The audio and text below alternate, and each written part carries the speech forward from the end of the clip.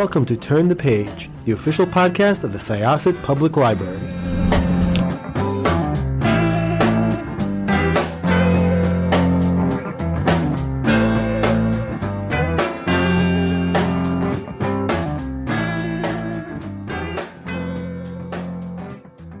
Welcome to Turn the Page podcast. This is Jessica. I am your host today, and I am super excited to have with me an author from across the pond. It's always nice to speak to somebody with a different accent. Do you all feel that way about Americans when you speak to us, or are you just like, an American accent? I mean, first of all, I thank you so much for having me on. It's a real pleasure to do this with you. And secondly, look, I'm a writer. I'm really happy to speak to anyone. I mean, awesome. It's a really Okay, cool. solitary experience. Yeah. Well, welcome, Lexie, Elliot, to Turn the Page podcast. And today we're talking about your latest thriller, Bright and Deadly Things.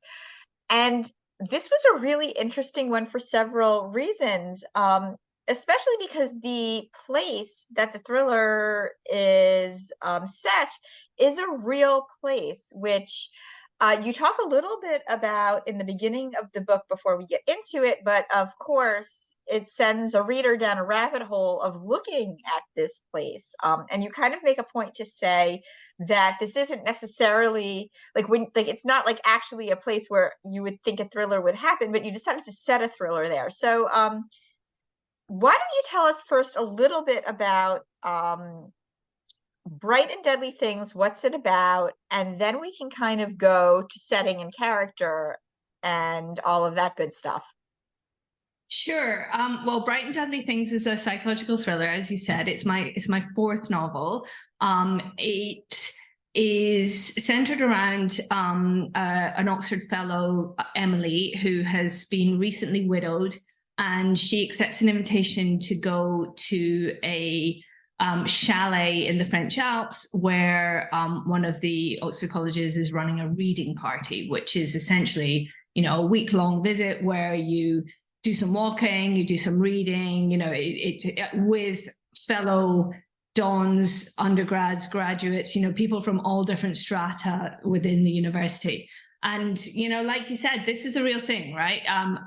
When I was doing my doctorate, I got invited to go to just exactly that, a reading party at the Chalet des Anglais, which is in the French Alps. Had a lovely week. Nobody died.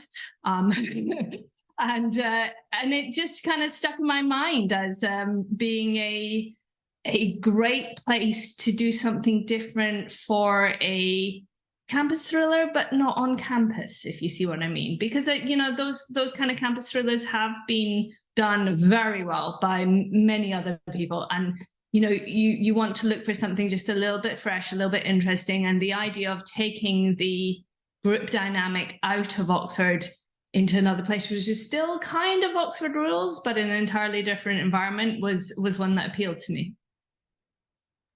Right. It's kind of like, it's not so much dark academia as it is dark academics. If you kind of think about it that way, academics with secrets. And the main character, Emily, is recently widowed, and her feelings of grief and just, I think, sort of the whole dynamic of grief and how it makes you question a lot, really comes into play in the way that she relates to the world around her and also the other academics who are with her. She's kind of like experienced some weird phenomena in the wake of her husband's death, including break-ins and other things, and she's about to go on this retreat, and she's questioning like her own sanity because there's so much about this chalet that has like this weird history. There's this grandfather clock, which is a character in and of itself, and then there's the people she's there with, some of which she's known before and some of which she hasn't. So I've seen it described as like a locked room mystery, which Would you like to kind of define what that means? I know what it means, but what was that what you were thinking when you were writing it? Look, I think my understanding of, a real specific locked room mystery is that it's something where, you have to figure out how somebody could have got into a locked environment and done the crime and got away without leaving a trace. Right. So when Like, when I was reading those reviews, I was like, I mean, I would say like, and that's kind of why I was like asking, yeah, I feel no, like definitions sort of they change, but I would say this is more like a claustrophobic mystery, less so locked room, because locked room is really like like yeah, either you're like in like an environment where literally nobody could really, it has to be this group of people, or there's like a snowstorm keeping everybody in, like it's a very, but it's claustrophobic. But I would say that this one, yeah. even though it's set in the French Alps, is more of a claustrophobic mystery than like a traditional locked room. Yeah, I would call it kind of a closed environment mystery where you you come to understand as a reader that whoever did this has to come from a cast of characters that you have been presented with. It's not a classic, Agatha Christie-esque one where you're trying to work out, did they come in through the window, did they drop a key down the chimney, how did it work? It's not quite like that, but it is what I would call a closed environment mystery. And I like that. I like the fact that you would take these people out of their natural environment, put them in another one, and not really allow them to escape each other or their own thoughts. They are there together, and when things start to go wrong, they have to muddle along together or butt up against each other. They don't really have a way out of this very easily. So it works very well as a thriller writer for it to have that kind of environment. And the Chalet des Anglais, which as we've already spoken about, is a real place. I mean, I was there in the year, I think it was 2000, and I've got to confess that my memory is not so fantastic that I would have been able to, write down the exact layout of it some 20 years later. And given the pandemic, I couldn't even go and visit it. So it is a mishmash of my memories and, information gleaned from talking to others, but I've also tweaked it to fit the story as it needed to, and I've tweaked the surrounding geographical location a little bit to suit the story better. But that's what we writers do. Yeah, it's interesting because when I of course was like, oh, this is a real place, I have to find out about it. There's like a Facebook page that's chronicling all the reading parties and who the current fellow is of it. I mean, it really is, something, it is really something very interesting. But let's talk about the characters. So, okay, so you have Emily, who is deep in grief, and obviously something is not right. And some of it is like, is this in her head? Is this her grief? Or, is there something else going on here? But then you have like, there are these characters that she's known for a while, like Will and Jana, who are having their own thing. And then there's James and Caleb, and there's Akash, and I believe Robert is the current fellow. And like one of the things that I found interesting when I was reading this was, you talk a little bit about what they do while they're there, and I went on the Facebook page, and there's like, so and so going for a croissant run, and they're talking about the book. I was like, I love this. This is so meta. It's perfect. But you sort of like weave the stories. This is definitely Emily's story, but you do have other perspectives in it that give just enough information, but not too much. Did you play with the idea of having multiple perspectives first, or did that sort of come in that, you wanted to sort of draw the world around Emily in such a way that we would really kind of get to know these other people around them, but not enough. Yeah, it came as I was writing it. I felt like there was one particular character, and I won't spoil it for anyone who hasn't read it, that we really did need to hear a little bit from. And then if you were hearing from her, it made sense to hear from other people. And that sort of started me down this idea of having snippets of diaries throughout the novel, which allows you to see, as you say, other people's perspectives on the situation, on each other. And as a writer, it was quite an interesting technical exercise, actually, because my previous novel, How to Kill Your Best Friend, was written as a dual narrative. So I'd handled two voices before, but this is, a lot more than two voices, albeit that the main narrative voice is Emily's. And I had to work really hard to make sure that each of those little snippets from somebody else's point of view were distinct in their voice, but also served a purpose. They weren't just there as fluff. They had to tell you something and move the story along in some way. And so that became quite a technical challenge as a writer, but it's great when you find ways to challenge yourself and do something a little bit new. I mean, that's what keeps it being fresh. Yeah, I have to say, I am actually, and have grown to be a fan of the dual perspectives or several narrative way, because it is a really good way of getting a very full picture, and also sort of getting just enough information to know that certain people know some things and some people know other things, and some people are just clueless, and you're just kind of, it's like that feeling of just being there, being like really omnipotent, and being like, yeah, this is what you think, huh? Well, it's really kind of a good way, especially when you're writing, when you're writing, or sorry, reading a thriller, where you really feel like you're getting a front row seat to everything, and I really like that.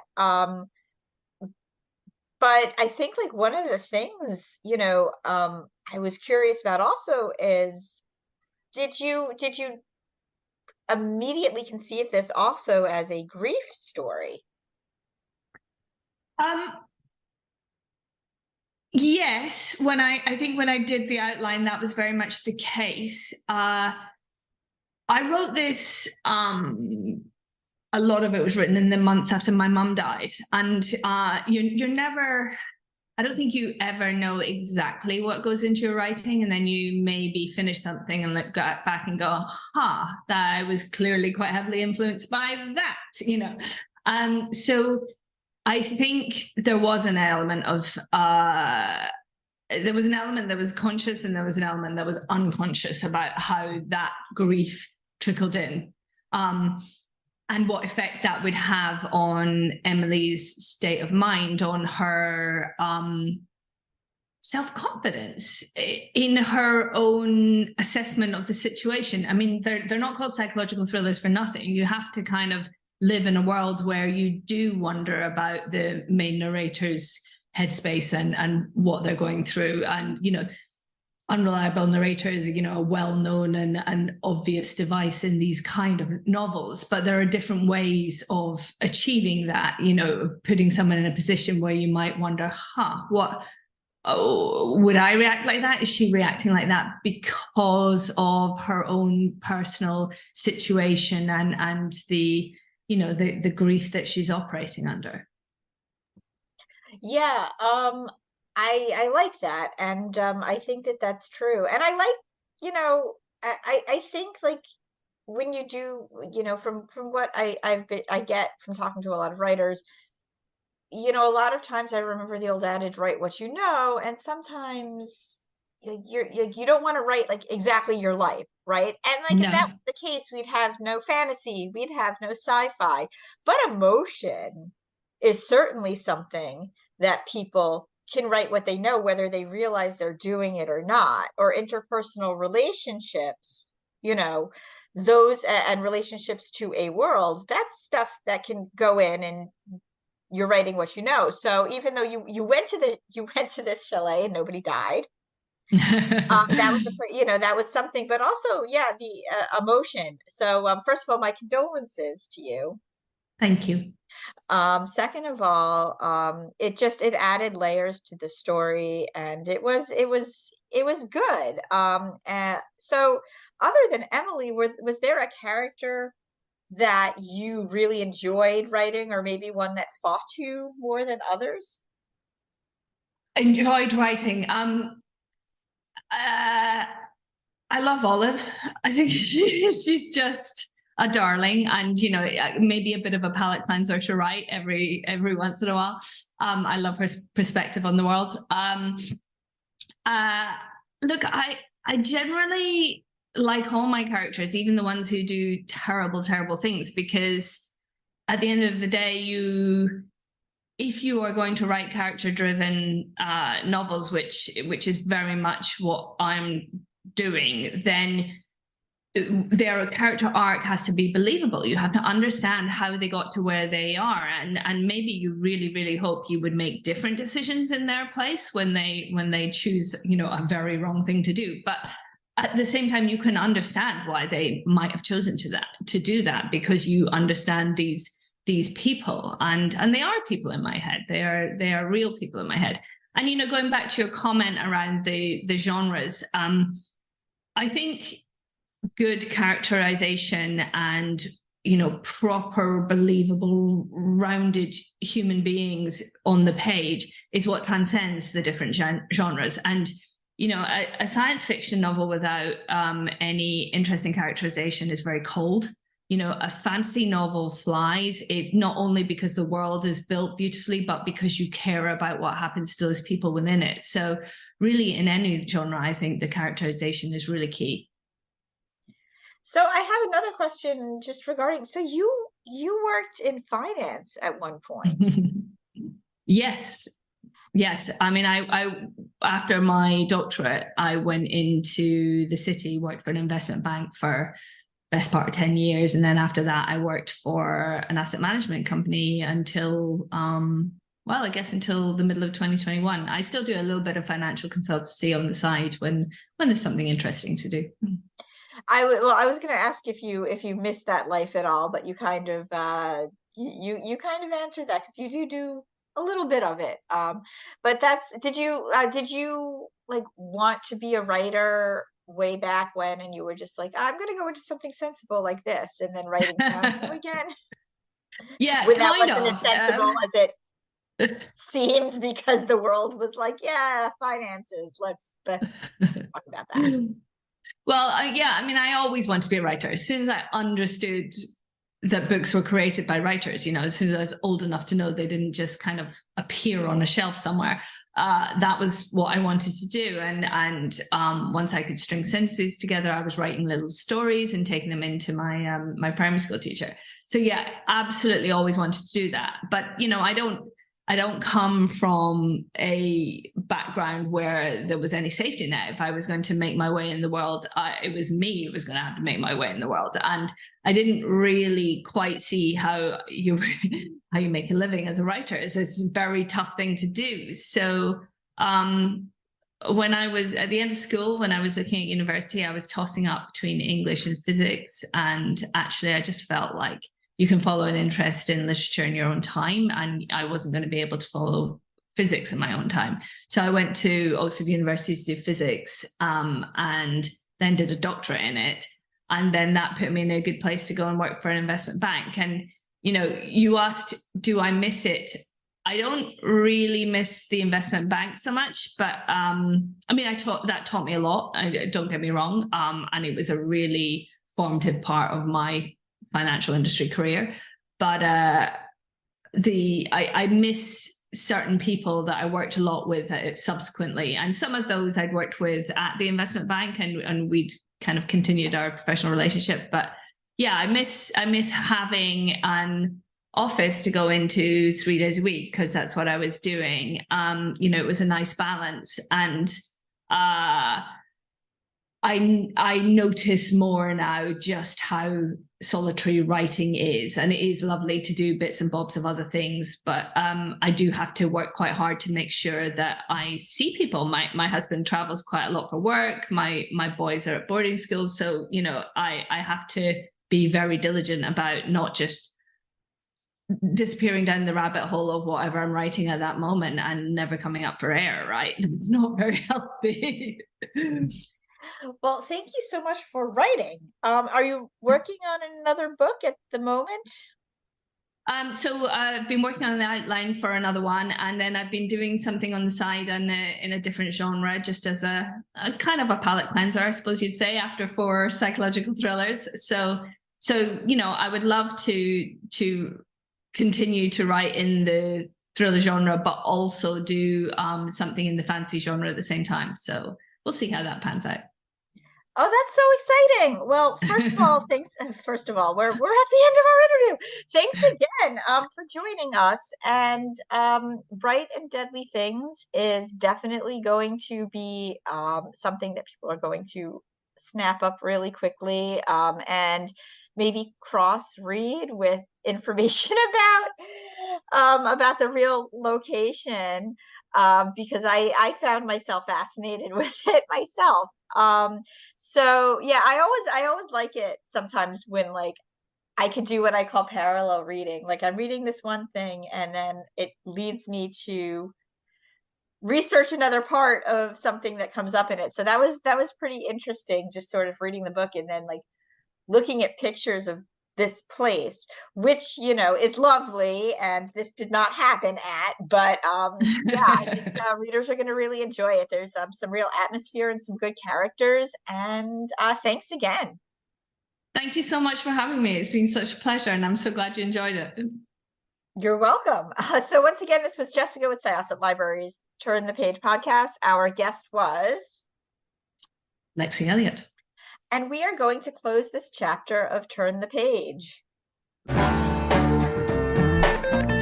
It's time to close this chapter of Turn the Page. Join us for the next episode.